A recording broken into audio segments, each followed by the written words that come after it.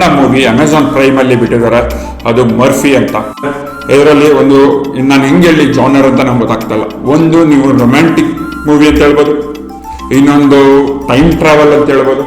ನಿಮ್ಗೆ ಈ ಸ್ಟೋರಿ ಕೇಳಿದಾಗ ಏನೋ ಇದೇ ಗುರು ಹುಳ ಬಿಡ್ತಾರೆ ಅಂತ, ಆ ಥರದ್ದು ಏನೂ ಇಲ್ಲ. ಸಿಂಗಲ್ ಸ್ಕ್ರೀನ್ ಥಿಯೇಟರ್ ಅವರು ಮರ್ಫಿ ಮೂವಿನ ಎನ್ಕರೇಜ್ ಮಾಡಿಲ್ಲ. ಕನ್ನಡ ಇಂಡಸ್ಟ್ರಿಯಲ್ಲಿ ಈ ಥರ ಎಸ್ಪೆಷಲಿ ಈ ಥರ ಹೊಸ ಕಾನ್ಸೆಪ್ಟ್ ತಂದಾಗ ನಾವು ಎನ್ಕರೇಜ್ ಮಾಡಬೇಕು.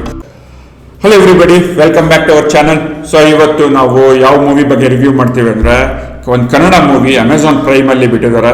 ಅದು ಮರ್ಫಿ ಅಂತ. So from recent few days, ಅಂದರೆ ನೀವು ಫ್ಯೂ ಮಂತ್ಸಿಂದ ನೀವು ಎಲ್ಲ ಮೂವೀಸ್ ಬಂದಿರೋದು ಕನ್ನಡದಲ್ಲಿ ಎಲ್ಲ ಇಂಗ್ಲೀಷ್ ಟೈಟಲ್ಸಲ್ಲಿ, laughing Buddha, Martin, UI, Max, Murphy ಅಂದ್ಕೊಂಡು. ಸೊ ಅದರಲ್ಲಿ ಇದೊಂದು ಮರ್ಫಿ ಅಂತ ಒಂದು ಮೂವಿ ಬಂದಿದೆ. ಸೊ ಇದು most related name to this movie. ಯಾಕೆ ಅಂತ ಹೇಳಿದ್ರೆ ಇದರಲ್ಲಿ ಮೇನ್ ಕ್ಯಾರೆಕ್ಟರ್ ಒಂದು ಮರ್ಫಿ ರೇಡಿಯೋ. ಸೊ ಈ ರೇಡಿಯೋ ಇಂದ ಸ್ಟೋರಿ ಸ್ಟಾರ್ಟ್ ಆಗುತ್ತೆ. ಸೊ ಹೀರೋ ಪ್ರಭು ಮುಂದಕೂರ್ ಅಂತ, ಅವರು ಅದನ್ನ ರಿಪೇರಿ ಮಾಡಕ್ ಹೋದಾಗ ಇಲ್ಲಿ ಏನೋ ಒಂದು ಘಟನೆ ಆಗುತ್ತೆ. ಆ ಘಟನೆಯಿಂದ ಅವರು ಟೈಮ್ ಟ್ರಾವೆಲ್ ಆಗುತ್ತೆ. ಸೊ ಇದು ಸ್ಟೋರಿ. ಸೊ ಇದು BSP ವರ್ಮಾ ಅಂತ ಒಬ್ರು ಡೈರೆಕ್ಟ್ ಮಾಡಿರೋದು ಮೂವಿ ಇದು. ಆಮೇಲೆ ಇದರಲ್ಲಿ ನಾನು ಹೆಂಗೆ ಹೇಳಿ ಜಾನರ್ ಅಂತ ನಮ್ಗೆ ಗೊತ್ತಾಗ್ತಲ್ಲ. ಒಂದು ನೀವು ರೊಮ್ಯಾಂಟಿಕ್ ಮೂವಿ ಅಂತ ಹೇಳ್ಬೋದು, ಇನ್ನೊಂದು ಟೈಮ್ ಟ್ರಾವೆಲ್ ಅಂತ ಹೇಳ್ಬೋದು. ಯಾಕೆಂದ್ರೆ ಇವಾಗ ರೊಮ್ಯಾಂಟಿಕ್ ಮೂವಿಯಲ್ಲಿ ಟೈಮ್ ಟ್ರಾವೆಲ್ ಹೆಂಗೆ ಇನ್ಕ್ಲೂಡ್ ಮಾಡಿದ್ದಾರೆ ಅದನ್ನ ನೀವು ಮೂವಿ ನೋಡಿದಾಗಲೇ ಗೊತ್ತಾಗುತ್ತೆ. ಸೊ ಈ ಮೂವಿಲಿ ಒಂದು ಮೇಜರ್ ಪ್ಲಸ್ ಏನಿದೆ ಅಂದ್ರೆ ದ ಕ್ಯಾಸ್ಟ್. ಯಾಕಂದ್ರೆ ಯಾರನ್ನು ಪ್ರಭು ಮುಂದಕೂರ್ ಆಗಲಿ, ರೋಶ್ನಿ ಪ್ರಕಾಶ್ ಆಗಲಿ, ಇಲ್ಲ ಅಂತ ಇನ್ನೊಬ್ರು ಸೆಕೆಂಡ್ ಹೀರೋಯಿನ್ ಇದ್ದಾರೆ, ಯಾರನ್ನು ಓವರ್ ಆಕ್ಟಿಂಗ್ ಎಲ್ಲೂ ಮಾಡಿಲ್ಲ. ಅಂದ್ರೆ ವಾಟ್ ಈಸ್ ನೆಸೆಸರಿ ಅಷ್ಟೇ ಆಕ್ಟಿಂಗ್ ಮಾಡಿರೋದು. ಸೊ ನೀವು ಮೂವಿ ನೋಡಿದಾಗ ನನಗೆ ತುಂಬಾ ಇಷ್ಟ ಆಗಿದೆ ಏನು ಅಂದ್ರೆ ಸ್ಟೋರಿ ಲೈನ್. ಸೊ ಹೇಗೆ ನಾವು ಟೈಮ್ ಟ್ರಾವೆಲ್ ಇನ್ಕ್ಲೂಡ್ ಮಾಡಿ ಅವರು ರೊಮ್ಯಾನ್ಸ್ ಅಂದ್ರೆ ಲೈಕ್ ಪ್ರೆಸೆಂಟ್ ಟೈಮು ಮತ್ತೆ ಲೈಕ್ 2 ಜನರೇಷನ್ ಮಾಡಿದ್ದಾರೆ. ಒಂದು ಪ್ರೆಸೆಂಟ್ ಜನರೇಷನ್, ಒಂದು ಪ್ರೀವಿಯಸ್ ಜನರೇಷನ್. ಅದನ್ನ ಕನೆಕ್ಟ್ ಮಾಡೋದಕ್ಕೆ ಒಂದು ರೇಡಿಯೋ. ನಿಮ್ಗೆ ಈ ಸ್ಟೋರಿ ಕೇಳಿದಾಗ ಏನೋ ಇದೇ ಗುರು ಹುಳ ಬಿಡ್ತಾರೆ ಅಂತ, ಆ ಥರದ್ದು ಏನೂ ಇಲ್ಲ. ಮೂವಿ ನೋಡಿ ತುಂಬಾ ಚೆನ್ನಾಗಿದೆ. ಒಂದು ಅದಾದ್ರೆ ಇನ್ನೊಂದು, ಈ ಮೂವಿ ಈಗ ಇತ್ತೀಚೆಗೆ ಬರ್ತಾ ಇರೋದು ಅಂದ್ರೆ ಎಲ್ಲ ಮಾಸು ಮತ್ತೆ ಎಲ್ಲಾನು ತುಂಬಾ ಆಕ್ಷನ್, ಆಮೇಲೆ ಈ ತರದ್ದೇ ಮೂವೀಸ್, ಸ್ವಲ್ಪ ಲೌಡ್ ಮ್ಯೂಸಿಕ್ ಇರೋ ಮೂವೀಸೇ ಬರ್ತಾ ಇರೋದ್ರಿಂದ ಈ ಮೂವಿ ಹೆಂಗಾಗಿದೆ ಅಂದ್ರೆ ಒಂಥರ ಫ್ರೆಶ್ ಕಾನ್ಸೆಪ್ಟ್ ಅಲ್ಲಿ ಬಂದಂಗಿದೆ. ಸೊ ನೀವು ನೆನಪಿರ್ಬೋದು, ಸಪ್ತಸಾಗರ ಹಂಗೆ ಓಡಿದ್ದು.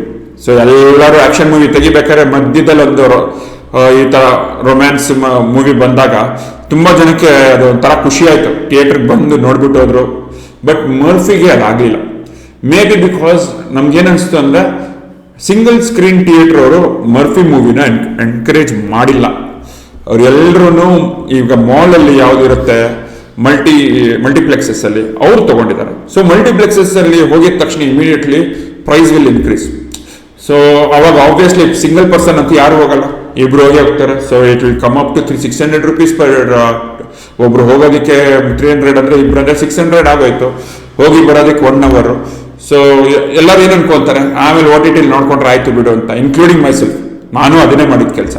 ಸೊ ಹೆಂಗೋ ನಮ್ಗೆ ಅದು ಟೈಮ್ ಆಗಲಿಲ್ಲ, ಆಮೇಲೆ OTT ನೋಡೋಣ ಬಿಡುಗರು ಅಂತ ಬಿಟ್ಬಿಟ್ಟೆ ನಾನು.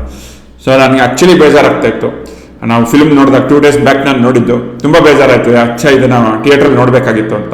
ಯಾಕಂದ್ರೆ ಕನ್ನಡ ಇಂಡಸ್ಟ್ರಿಯಲ್ಲಿ ಈ ತರ ಎಸ್ಪೆಷಲಿ ಈ ತರ ಹೊಸ ಕಾನ್ಸೆಪ್ಟ್ ತಂದಾಗ ನಾವು ಎನ್ಕರೇಜ್ ಮಾಡಬೇಕು. ಯಾಕಂದ್ರೆ ಅದೇ ಮಾಸು, ಅದೇ ಡೈಲಾಗು ತುಂಬಾ ಆಗೋಗಿದೆ ಅದು. ಸೊ ಟ್ರೈಡ್ ಅಂಡ್ ಟೆಸ್ಟೆಡ್ ಅದು ಎಲ್ಲರೂ ಮಾಡ್ತಾ ಇದ್ದಾರೆ ಇವಾಗ. ಈ ತರ ಫ್ರೆಶ್ ಕಾನ್ಸೆಪ್ಟ್ ಯಾರು ನನ್ನ ಪ್ರಕಾರ ಸದ್ಯಕ್ಕಂತೂ ಈ ಟೈಮಲ್ಲಿ ಯಾರು ಮಾಡ್ತಾ ಇಲ್ಲ. ಸೊ ಇದು ನನಗೆ ತುಂಬಾ ಇಷ್ಟ ಆಗಿದ್ದ ಕಾನ್ಸೆಪ್ಟ್ ಅಂದ್ರೆ ಇದೆ. ಸೊ ಒಂದು 2 ಜಾನರ್ನ ತಗೊಂಡು ಮಿಕ್ಸ್ ಮಾಡಿ ಒಂದು ನೀಟ್ ಮೂವಿ ಕೊಟ್ಟಿರೋದಕ್ಕೆ ನಿಜವಾಗ್ಲೂ ಡೈರೆಕ್ಟರ್ ನಮಸ್ಕಾರ ಹೇಳಲೇಬೇಕು. ಸೊ ಇನ್ನೊಂದು ನನಗೆ ಇದರಲ್ಲಿ ತುಂಬಾ ಇಷ್ಟ ಆಗಿದೆ ಏನಂದ್ರೆ, ಯಾರನ್ನೊಂದು ಬಿಗ್ ನೇಮ್ಸ್ ಇಲ್ಲ. ಸೊ ಇಟ್ಸ್ ಲೈಕ್ ಇವಾಗ ಬಿಗ್ ನೇಮ್ ಬಂದಾಗ ಅದೊಂದು ಡೈರೆಕ್ಟರ್ಗೆ ಒಂದು ಪ್ರೆಷರ್ ಇರುತ್ತೆ, ಅವ್ರನ್ನ ತೋರಿಸ್ಬೇಕು, ಈ ತರ ಅವ್ರನ್ನ ಆ ತರ ಮಾಡಿಸ್ಬೇಕು ಅಂತೆಲ್ಲ. ಇಲ್ಲಿ ದತ್ತಣ್ಣ ಬಿಟ್ರೆ ಇನ್ನೆಲ್ಲರೂ almost new bees only. I understand, 1-2-3 movie ಎಲ್ಲ ಮಾಡಿದ್ದಾರೆ, ಬಟ್ ಎಲ್ಲರೂ ಫ್ರೆಶ್ ಕಾನ್ಸೆಪ್ಟ್ ಅಲ್ಲಿ ಫ್ರೆಶ್ ಫೇಸ್ ತರನೇ ಮಾಡಿದ್ದಾರೆ ಮೂವಿ. ಅದು ನಮಗೆ ತುಂಬಾ ಇಷ್ಟ ಆಗಿದ್ದು. ಆಮೇಲೆ ಆಡಿಯನ್ಸು ಅಷ್ಟೇ, ಇಂಥ ಮೂವೀಸ್ನ ಸಪೋರ್ಟ್ ಮಾಡಿದ್ರೆ ಆಬ್ವಿಯಸ್ಲಿ ಡೈರೆಕ್ಟರ್ಗೆ ಒಂದು ಸ್ವಲ್ಪ ಧೈರ್ಯ ಬರುತ್ತೆ, ಹೊಸದು ಟ್ರೈ ಮಾಡ್ಬೋದು ಅಂತ. ಇವಾಗ ಏನಾಗೋಗುತ್ತೆ, ಈಗ ಡೈರೆಕ್ಟರ್ಗೆ ನೆಕ್ಸ್ಟ್ ಮೂವಿ ಮಾಡಬೇಕಾದ್ರೆ ಒಂದು ಸ್ವಲ್ಪ ಹೆದರಿಕೆ ಇರುತ್ತೆ. ಲಾಸ್ಟ್ ಮೂವಿ ಈ ಥರ ಆಯಿತು, ಬೇಡ ಹೊಸದೇನೋ ಮಾಡಕ್ ಹೋಗೋದು ಬೇಡ, ಹಳೇದೇ ಟ್ರೈಡ್ ಅಂಡ್ ಟೆಸ್ಟೆಡ್ ಅದನ್ನೇ ಮಾಡೋಣ ಅಂತ ಮಾಡಿದ್ರೂ ಮಾಡ್ಬೋದು, ಹೇಳಕ್ಕಾಗಲ್ಲ. ಸೊ ಅದಕ್ಕೆ ನಾವು ಆಡಿಯನ್ಸ್ ಆಗಿ ನಾವು ಸ್ವಲ್ಪ ಬ್ಲೇಮ್ ತಗೊಬೇಕು. ಒಳ್ಳೆ ಮೂವಿ ಬರೋದಕ್ಕೆ ನಾವು ಎನ್ಕರೇಜ್ ಮಾಡಲೇಬೇಕು. ಸೊ ವಾಪಸ್ ನನ್ನ ಸ್ಟೋರಿಗೆ ಬರೋದಾಗಿದ್ರೆ, ಮೂವಿಯಲ್ಲಿ ನಾನು ಹೇಳಿದ್ನಲ್ಲ 2 ಜನರೇಷನ್ ಆಗುತ್ತೆ, love story in 2 generation. So ಹೇಗೆ ಅದನ್ನ ಕನೆಕ್ಟ್ ಮಾಡಿದ್ದಾರೆ ಅದನ್ನ ನೀಟಾಗಿ ಮೂವಿ ನೋಡಿದಾಗ ನಿಮ್ಗೆ ಗೊತ್ತಾಗುತ್ತೆ. ಸೊ ಎಸ್ಪೆಷಲಿ ನಾವು ಫಸ್ಟ್ ಆಫ್ ಕಟ್ ಏನ್ ಬರುತ್ತೆ ಅದರಲ್ಲಿ ಒಂದು ನೀಟ ಒಂದು ತಲೆಗುಳ ಬಿಟ್ಟಿದ್ದಾರೆ.